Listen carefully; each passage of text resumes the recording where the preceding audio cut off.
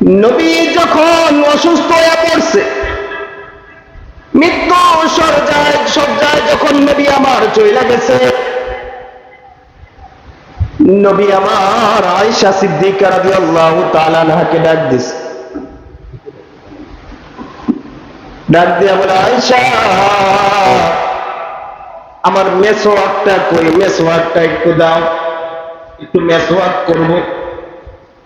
রাসূলের মৃত্যুর সময় তার শেষ আমল ছিল সাথে একটা মেসওয়াক। মেসওয়াক কি এই যুগের পোলাপাইন অনেকে চিনি না। মেসওয়াক কি? বলে মেসওয়াক এমন একটা আমল, নবী আমার বলেন, যে ব্যক্তি দৈনিক 5 ওয়াক্ত নামাজের আগে মেসওয়াক করবে, বেশি বেশি মেসওয়াক করবে, বলে সবচাইতে বড় তার ফলাফল যেটা পাবে সেটা হলো মৃত্যুর সময় তার কালিমা নসিব হয়ে যাবে, জবান দ্বারা সুন্দরভাবে তার কালিমা উচ্চারণ হয়ে যাবে। বলেন না সুবহানাল্লাহ। নবী আমার ডাক দিয়ে বলে, আয়েশা, আমার ফাতেমা কই? কলিজার টুকরা ফাতেমাটাকে ডাক দাও। ফাতেমা রাদিয়াল্লাহু তাআলা আনহা সামনে আসছে। ফাতেমা রাদিয়াল্লাহু তাআলা আনহা আসার পর বলতেছে, আবু বকর কই? আবু বকরকে একটু ডাক দাও। আবু বকরকে ডাক দেওয়া হলো। আবু বকর আসছে ঘরের ভিতরে। আয়েশা নবীর কপালের ভিতরে হাত দিয়া দেখে গায়ের ভিতরে প্রচন্ড জ্বর, নবী অসুস্থ। নবী কপালের ভিতরে 3টা চুমু খায় রাসূলের। কিছুক্ষণ পর দরজার ভিতরে কে যেন নক করে। ফাতেমা রাদিয়াল্লাহু তাআলা আনহা দরজাটাকে খোলে। খুইলা দেখে অপরিচিত এক লোক দরজার সামনে দাঁড়ায় রয়েছে। নবীকে জিজ্ঞাসা করে, নবী বাহিরে একজন অপরিচিত লোক আসছে। নবী আমার জিজ্ঞাসা করে, ফাতেমা কে ছিল কিনা? রাসূলের কলিজার টুকরা মেয়ে ফাতেমা ডাক দিয়ে বলে, বাবা, ইতিপূর্বে এই ব্যক্তিকে কখনো আমাদের বাড়িতে আমরা দেখি নাই। আপনার কাছে যারা আসে তাদেরকে তো আমরা চিনি, তবে এই ব্যক্তিকে ইতিপূর্বে কখনো আপনার বাড়িতে আসতে দেখি নাই। নবী আমার ডাক দেয়া বলে, ফাতেমা, এটা এমন এক ব্যক্তি যে যে কারো করে গেলে যদি এই ব্যক্তি কারো ঘরে যায়, সে ওই ঘর থেকে আর খালি হাতে ফিরে আসে না। ফাতেমা বলে, নবী আপনি কি বলেন? কিছুই তো বুঝি না। নবী আমার বলে, তাকে ঘরের ভিতরে আসতে বলো। ঘরের ভিতরে ঢুকছে। ঢোকার পরে পরিচয় দেয়, নবী আমি আজরাইল, মালাকুল মউত। নবী আমি আজরাইল, সালাম জানাইছে আল্লাহ তাআলার পক্ষ থেকে। বলে, নবী আল্লাহ তাআলা আমাকে পাঠাইছে আপনাকে নেওয়ার জন্য। আপনি যদি অনুমতি দেন, নবী আমার অনুমতি যদি দেয়, তাইলেই আজরাইল জান কবজ করতে পারবে। আজরাইল বলতেছে, যদি নবী আপনি আমাকে অনুমতি দেন তাহলে আমি আপনার জান কবজ করব, আর নয়তো না। যদি অনুমতি দেন তাহলে নিব, আর নয়তো একাই চলে যাব। নবী ডাক দিয়া বলে, আজরাইল,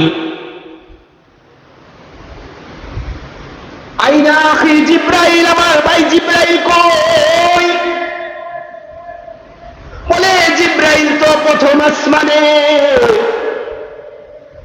জিবরাইল ডাক শুনতে দেরি, সাথে সাথে সমস্ত পর দিয়া উড়াল দিয়া নবীর কাছে চলে আসছে। আয়েশা দেখে নবীর চোখে পানি, জিবরাইলের চোখেও পানি। নবী আমার জিজ্ঞাসা করে, ভাই জিবরাইল তুমি কান্না করো কেন? বলে, নবী আপনি কান্না করেন কেন? বলে, আমি কান্না করি, আমার কান্নার পিছনে তো কারণ আছে, তুমি কান্না করো কেন? বলে, নবী গো, আমি আল্লাহ তাআলার বিশেষ এক ফেরেশতা হওয়ার কারণে বাবা আদম সফিউল্লাহ থেকে নিয়ে আপনি পর্যন্ত যত নবী দুনিয়ার বুকে আসছে, সমস্ত নবীর কাছে আমি একবার, কারো কাছে দুইবার, কারো কাছে পাঁচবার, কারো কাছে 10 বার গেছি, কিন্তু নবী আপনার কাছে আমি 24,000 বার আসছি। বলেন না সুবহানাল্লাহ। মানে এতবার আমি কোন নবীর কাছে যাই নাই যতবার আপনার কাছে আমি আসছি গো নবী। নবী আপনি উহুদের ময়দানে, আমি জিবরাইল উহুদের ময়দানে চলে গেছি। নবী আপনি খন্দকের যুদ্ধে, আমি খন্দকের যুদ্ধে চলে গেছি। নবী আপনি বদরের যুদ্ধে, আমি বদরের যুদ্ধে চলে গেছি। নবী আপনি গুহার ভিতরে, আমি গুহার ভিতরে চলে গেছি। নবী আপনি আয়েশার ঘরে, আমি আয়েশার ঘরে চলে গেছি। নবী আপনি উম্মাহানির ঘরে, আমি উম্মাহানির ঘরে চলে গেছি। নবী আপনি খাদিজার ঘরে, আমি খাদিজার ঘরে চলে গেছি। নবী আপনি ছোট্টবেলা আপনার মায়ের কোলে ছিলেন, তখনও আমি তাকায়া তাকায়া আপনাকে দেখছি। বলেন না সুবহানাল্লাহ। আজকে তো জিবরাইল চলে আসছে, আজকে তো আজরাইল চলে আসছে। নবী আজরাইল আসছে আপনাকে নিয়ে যাওয়ার জন্য। আপনাকে নিয়ে গেলে তো আপনার কাছে আসার কোনো আমার রাস্তা নেই, আপনার কাছে আমি আর যাইতে পারবো না। এই দুঃখে আমি কান্না করি। নবী আপনি কান্না করেন কেন? নবী আমার ডাক যা বলেন, আল্লাহ তাআলার কাছে জিজ্ঞাসা করো। আমি আল্লাহ তাআলার কাছে যাব, তবে একটা শর্তে। বলে শর্ত কি?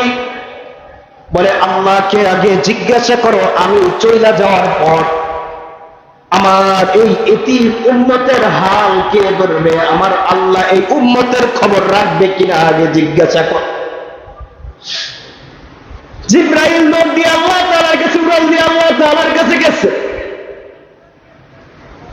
আল্লাহ তাআলা জিজ্ঞাসা করে, জিবরাইল কি ব্যাপার, আমার বন্ধু এখনো আসে না কেন? আমি তো আমার বন্ধুর অপেক্ষায় বসে আছি, কারণ আমার আল্লাহ তো বন্ধুকে বড় ভালোবাসে।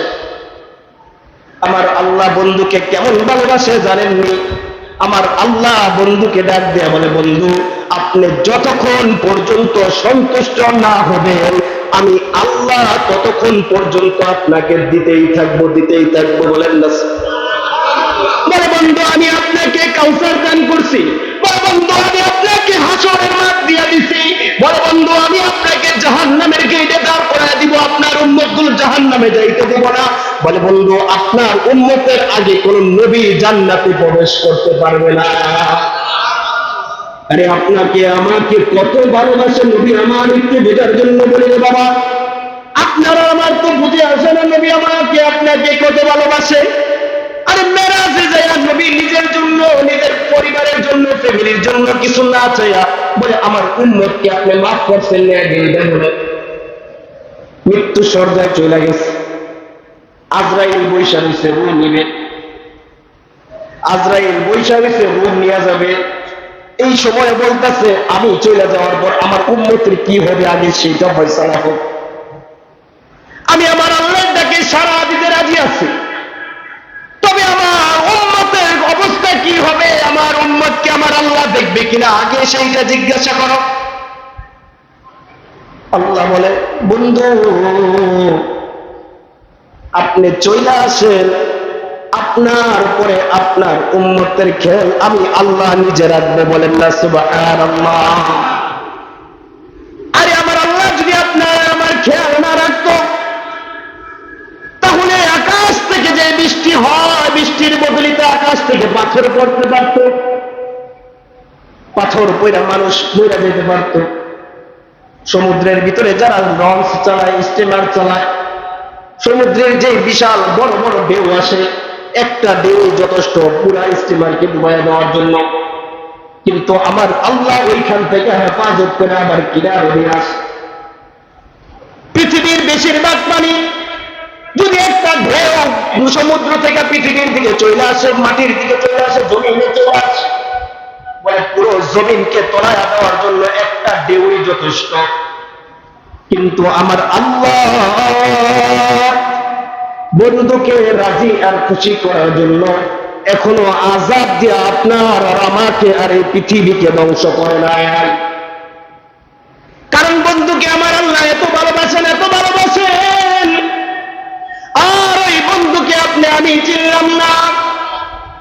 যদি চিনতাম রাসূলের সুন্নাত আপনার আর আমার ভিতরে নামাজ চলে আসতো। এই বাবা, হাসরের ময়দানে যখন নবী আমাকে জিজ্ঞাসা করবে, আপনাকে জিজ্ঞাসা করবে, তোমার জন্য আমি কি না করছি বলো। এ উম্মত, তোমার জন্য আমি কি না করছি বলো। তাওবের ময়দানে রক্ত জড়াইছি, যুদ্ধের ময়দানে দাঁত জড়াইছি, মাথার ভিতরে লোহার টুপি বাইরা ভিতরে চলে গেছে। এ উম্মত, তুমি আমার জন্য কি করছো? কোন চেহারা নিয়ে নবীর সামনে ওই দিন দাঁড়াবো?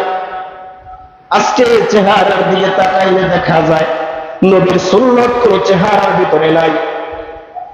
নবীর সুন্নত দাঁড়িয়ে চেহারার ভিতরে নাই, পাঞ্জাবি টুপি তো দূরের কথা। বলে এই শেখ করা চেহারা নিয়ে নবীর সামনে কিভাবে দাঁড়াবো একটাবার বাবা চিন্তা করো না। ওই দিন নবী যদি পরিচয় না দেয় তখন অবস্থা হবে কি জানো? কারণ মালিক বলে, বন্ধু আপনি যতক্ষণ পর্যন্ত সুপারিশ না করবেন ততক্ষণ পর্যন্ত বিচারের মাঠ কায়েম হবে না। বন্ধু আপনি যাকে যাকে সুপারিশ করবেন তাকে তাকে জান্নাত দিব, বলেন না সুবহানাল্লাহ। ওই দিন যদি বন্ধু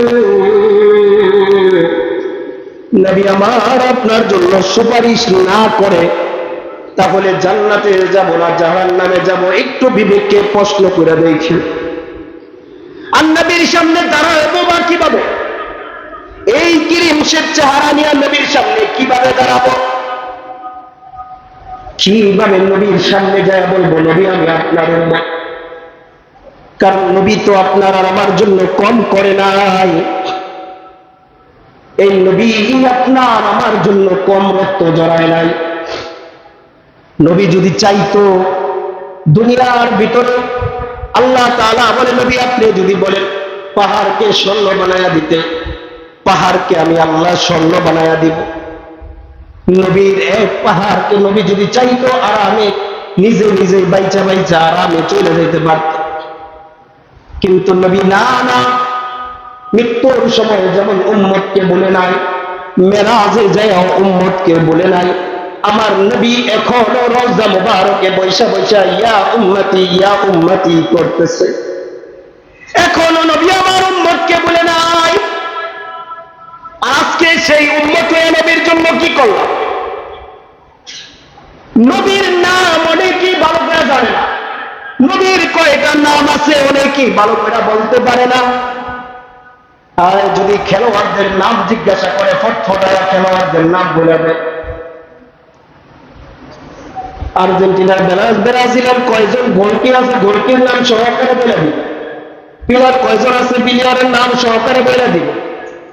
আর মা বোনদেরকে যদি জিজ্ঞাসা করা হয় হিন্দি সিনেমার কথা কিংবা ইন্ডিয়ান চ্যানেলের নাটকের কথা, নাটকের নায়িকার নাম কি তাও বলে দিবে। কিন্তু রাসূলের একজনের স্ত্রীর নাম জিগাইলে বলতে পারে না, এমন মহিলা আছে। রাসূলের স্ত্রীর একজনের নাম জিগাইলে বলতে পারে না, একজন সাহাবীর স্ত্রীর নাম জিগাইলে বলতে পারবে না। কিন্তু নাটকের নায়িকাদের নাম ঠিকই বলতে পারে। আই কপাল এমন ভাবে পড়ছে একটাবার চিন্তাও করে দেখো না। নাটকের নায়িকায় আমাকে জান্নাতে নিয়ে যাইব না, নাটকের নায়ক আমাকে জান্নাতে নিয়ে যাইব না। বলে জান্নাতে যদি কেউ নিতে পারে সে হলো একমাত্র আপনার আর নবীর আদর্শ। কথা বলেন ঠিক কিনা? নবীর আদর্শ যদি ধরতে পারি তাহলে জান্নাত আপনার আর আমার জন্য সহজ হয়ে যাবে। নবীর আদর্শ কিভাবে ধরবো? মুখে মুখে বলি যে নবীকে আপনাকে ভালোবাসি, নবী আপনাকে ভালোবাসি, আপনার জন্য রক্ত দিতে রাজি, কিন্তু নবীর সুন্নতকে গ্রহণ করতে রাজি না। নবীর আদর্শ অনুযায়ী ঘর থেকে টিভিটা সরাইতে রাজি না। আজান হয়, নাটক সিনেমা চলতে থাকে, হয় মুসলমান। রাতে ঘুমানোর আগে হিন্দুদের মূর্তির পূজা করে তারপরে ঘুমায় মুসলমান। ঘুমানোর আগে হিন্দুদের গীতা পাঠ শুই না তারপর মুসলমান ঘুমায়। আয় মুসলমানের তো উচিত ছিল মুসলমান কোরআন তেলাওয়াত শুনে এরপরে ঘুমাবে। মুসলমানের উচিত ছিল মুসলমান আমদে বাড়ি তালা শুনে এরপরে ঘুমাবে। মুসলমানের উচিত ছিল মুসলমান রাসূল সাল্লাল্লাহু আলাইহি ওয়াসাল্লাম শুনে তারপরে ঘুমাবে। যুবক হেডফোন লাগায়া গান শুনতে শুনতে ঘুমায়া যায়। আর যদি এই অবস্থায় আজরাইল চলে আসে, একটাবার চিন্তা করে দেখছেন, এই অবস্থায় যদি আজরাইল চলে আসে উপায়টা হবে কি? আজকে এই নবীকে, যেই নবী আপনার আর আমার জন্য মৃত্যুর সময় আপনার আমার কথা ভুলে নাই, আর সে আজিমের উপর যেও আল্লাহ তাআলার সামনে বৈশাও আপনি আর আমাকে ভুলে নাই। আর আজকে কিছু কুলাঙ্গার আমার আর আপনার এই নবীকে কটূক্তি করে কথা বলে এই জমিনে বসে। ভারতের এক হিন্দু তার লগে তাল মিলাইছে, ভারতের এক রাষ্ট্রীয় নায়ক, রাষ্ট্রীয় নেতা, তার লগে আবার তাল মিলাইছে। ভারতের জমিনে হিন্দু থাকতে পারে কিন্তু মুসলমান এখনো মরে নাই। কয়েকদিন আগে দেখলাম ভারতের জমিনে দিল্লি পুরো ঘেরাও করা হয়েছে মুসলমানদের স্লোগানে। মুসলমান রাত নাই দিন নাই পুরা লং মার্চ করছে। বলে মুসলমান আল্লাহ রাসূলের অপমান শুনবে আর কোন যুবক ঘরের ভিতরে ঘুমায় থাকবে এমন যুবক পৃথিবীতে নাই। মুসলমান যুবক পাঁচ ওয়াক্ত নামাজ ঠিক মতো না পড়তে পারে, কোরআন ঠিক মতো না পড়তে পারে, কিন্তু আমার নবীর ব্যাপারে কেউ কোনো কুটিক্তি করে কোনো কথা বলবে আর ওই যুবক ঘুমায় থাকবে এমন যুবক পৃথিবীতে নাই। কথা বলেন ঠিক কিনা? আমার নবীর ব্যাপারে কুটুক্তি করবে আর জমিনের ভিতরে সে জীবিত থাকতে পারবে, এটা হতে পারে না। কারণ নবীর দুশমন যেটি, নবীর ব্যাপারে যারা কুটুক্তি করবে সে নবীর দুশমন, যেমন আল্লাহর দুশমন তেমন আমাদের দুশমন। তেমন কথা বলেন ঠিক কিনা? আল্লাহকে জমিনে কোন রাসূলের দুশমন থাকতে পারবে না। কথা বলেন ঠিক কিনা? রাসূলের দুশমন জমিনের ভিতরে থাকবে আর আমরা মুসলমান ঘরের ভিতরে বসে থাকবো। ওয়াল্লাহি আলাম, আল্লাহকে সাক্ষী রাখা বলি, তুমি মুসলমান ঘরের ভিতরে বসে থাকবা আর রাসূলকে অপমান করবা, এই আশিকে রাসূলের নাম গুয়ে গাছদারির দাওয়ায় আলাদা তুমি চলবা, কিয়ামতের ময়দানে আসামির কাঠগড়ায় তোমাকে দাঁড়া করাইতে হবে। কথা বলেন ঠিক কিনা? অতএব রাসূলের দুশমনের বিরুদ্ধে এমন ভাবে দাঁড়াইতে হবে, নবী আমার বলে যতক্ষণ পর্যন্ত তুমি তোমার নিজের চাইতে, তোমার পরিবারের চাইতে, তোমার স্ত্রী সন্তানের চাইতে, তোমার জীবনের চাইতে আমি নবীকে যতক্ষণ পর্যন্ত ভালো না বাসবা বেশি, ততক্ষণ পর্যন্ত তুমি প্রকৃত পক্ষে মুমিন হইতে পারবা না। অতএব ভালো করে বোঝেন, যতক্ষণ পর্যন্ত নিজের চাইতে, নিজের ছেলে সন্তানের চাইতে, নিজের স্ত্রীর চাইতে, নিজের দেশ ও জাতির চাইতে, সব কিছুর চাইতে যতক্ষণ পর্যন্ত আমার নবীকে আমি বেশি ভালো না বাসবো, ততক্ষণ পর্যন্ত প্রকৃত আশিকে রাসূল আর ঈমানদার হতে পারবো না। কথা বলেন ঠিক কিনা? অতএব সোচ্চার থাকতে হবে, সোচ্চার থাকতে হবে যেন আমার দেশের ভিতরে, আমার মাটির ভিতরে, আল্লাহ তাআলার জমিনে কোন দুস্তাখে রাসূল, কোন রাসূলের দুশমন যেন মাথা চারা দিয়ে না দাঁড়াইতে পারে, রাসূলের বিরুদ্ধে যেন কোনো কটূক্তিকর কথা না বলতে পারে। আর যখন মুসলমান ঘুমায়া যাইবা তখন মুসলমানের মাথার উপর কাঁঠাল বাইয়া ইহুদি নাসারা খাইবে, এটাই স্বাভাবিক, এটাই স্বাভাবিক। নবী তো তোমার আর আমার জন্য কম করে নাই কিছু, রক্ত তো কম জড়ায় নাই, দাঁত জড়াই দিছে, মাথার ভিতরে লোহার টুপি ঢুকে গেছে, পাথর পেটের ভিতরে বাঁধছে, এরপরেও নবীর আর জন্য একটু মায়া জাগে না? এরপরেও নবীর জন্য একটু মায়া জাগে না? আরে নবী যদি সুপারিশ না করে জান্নাতে যাওয়ার রাস্তাই তো বন্ধ হয়ে যাবে। দুনিয়ার অল্প দিনের সময়কে মনে করতেছি অনেক কিছু, অনেক কিছু মনে করে ঘুরতেছি। চিন্তা করছি যে আমার বয়স যদি 20 বছর হয়ে থাকে তাহলে আমি আরো 40 বছর বাঁচবো, এই চিন্তা করে বসে রয়েছি। কে গ্যারান্টি দিল বাবা আপনাকে? কে বললো আমাকে আগামীকাল সূর্য আপনি দেখবেন?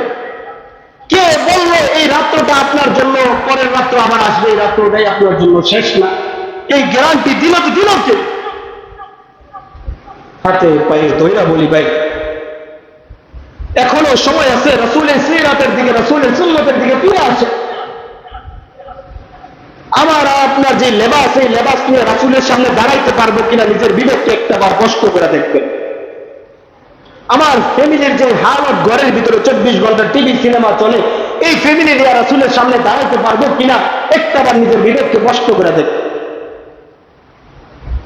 আল্লাহ তাআলা আমাদেরকে রাসূলের সুন্নতের উপর জীবন যাপন করার, চলে যাওয়ার তৌফিক দান করে। শুনুন আমিন।